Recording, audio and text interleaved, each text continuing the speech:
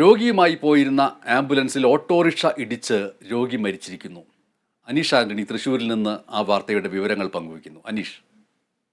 ബനേഷ, വൈകിട്ട് 5 മണിയോടെ കുന്നംകുളം നഗരത്തിലാണ് ഇത്തരത്തിലൊരു അപകടമുണ്ടായത്. കുന്നംകുളം ഗുരുവായൂർ റോഡിലുള്ള താവൂസ് തിയേറ്ററിന് സമീപത്തായിരുന്നു അപകടം. അതീവ ഗുരുതരാവസ്ഥയിലുള്ള അഗതിയൂർ സ്വദേശിയായ ജോണി, വയോധികനാണ്. അദ്ദേഹത്തെ കുന്നംകുളത്തെ സ്വകാര്യ ആശുപത്രിയിലേക്ക് കൊണ്ടുപോകുന്ന വഴിയാണ് ആംബുലൻസ് ഇത്തരത്തിൽ അപകടത്തിൽപ്പെട്ടത്.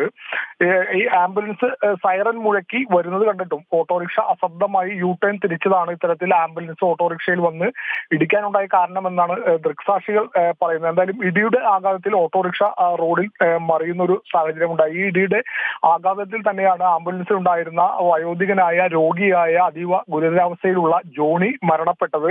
ആംബുലൻസ് ഡ്രൈവർക്കും അപകടത്തിൽ പരിക്കേറ്റിട്ടുണ്ട്. ഓട്ടോറിക്ഷയിൽ ഉണ്ടായിരുന്ന 2 പേർക്കും അപകടത്തിൽ പരിക്കേറ്റു. ഇവരുടെ പരിക്ക് സാരമുള്ളതല്ല. ഇവരെ 3 പേരെയും കുന്നംകുളത്തെ സ്വകാര്യ ആശുപത്രിയിലേക്ക് മാറ്റിയിട്ടുണ്ട്. എന്തായാലും വിവരമറിഞ്ഞ് കുന്നംകുളം പോലീസ് ഉൾപ്പെടെയുള്ളവർ സ്ഥലത്തെത്തിയപ്പോൾ സ്ഥിതിഗതികൾ വിലയിരുത്തി നിയന്ത്രണ വിധേയമാക്കിയിട്ടുണ്ട്. വാഹനങ്ങൾ റോഡിൽ നിന്നും മാറ്റിയിട്ടുണ്ട്. എന്തായാലും ദാരുണമായ ഒരു സംഭവമാണ്. അതീവ ഗുരുതരാവസ്ഥയിലായി ആശുപത്രിയിൽ എത്തിക്കേണ്ട രോഗിയാണ് ഇത്തരത്തിൽ ഒരു ഓട്ടോറിക്ഷയുടെ അശ്രദ്ധ മൂലം അപകടമുണ്ടായി.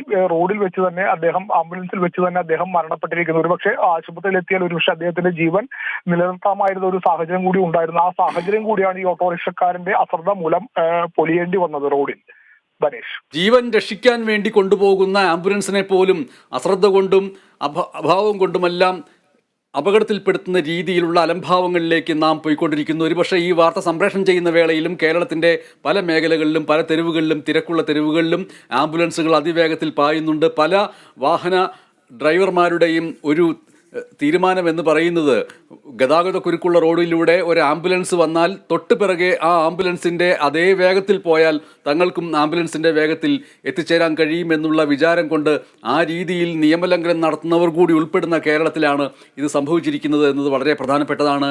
ആംബുലൻസ് ഒരു ജീവനും കൊണ്ടുപോകുന്ന വാഹനം എന്നുള്ള നിലയ്ക്ക് അതിന് എല്ലാ അർഹിക്കുന്ന വഴിയും തുറന്നു കൊടുക്കാൻ കഴിയുന്ന രീതിയിൽ നാം നമ്മുടെ ഡ്രൈവിങ്ങിൻ്റെ മാന്യതയെ വർദ്ധിപ്പിക്കേണ്ടിയിരിക്കുന്നു എന്നത് മാത്രമാണ് ഈ നിമിഷം പറയാൻ കഴിയുന്നത്.